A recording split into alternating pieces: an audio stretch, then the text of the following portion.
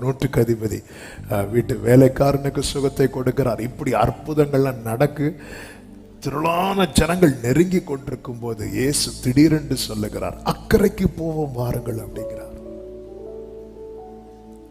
ஏன் அக்கறைக்கு போக சொல்றாரு பாத்தீங்கன்னா, அதன் மறுகரையில கல்லறைகளில் ஒருவன் வாசம் பண்ணுகிறான்.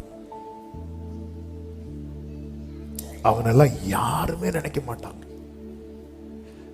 சரீரத்துல ஃபுல்லா காயம், சங்கிலிய போட்டு அவனை கட்டுறாங்க. வேதம் சொல்லுகிறது, ஒரு மனிதனாலும் அவனை கட்டக்கூடாமல் இருந்தது என்று சொல்லப்பட்டிருக்கிறது.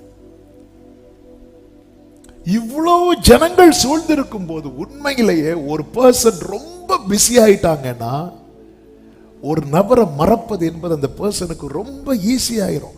ஆனா என் ஆண்டவர் ரொம்ப பிஸியாகும் போதுதான் என்ன நினைக்கிறாருன்னு சொல்லும் போது, ஹalleluya,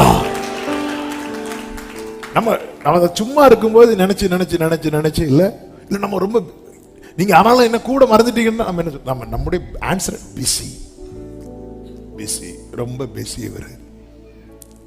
ஆனா இவர் ரொம்ப பிஸியா இருக்கும் போது ஒருவரை நினைக்காத ஒருத்தர் இருக்கிறான் தெரியுமா, அவன் தான் எளியவன்.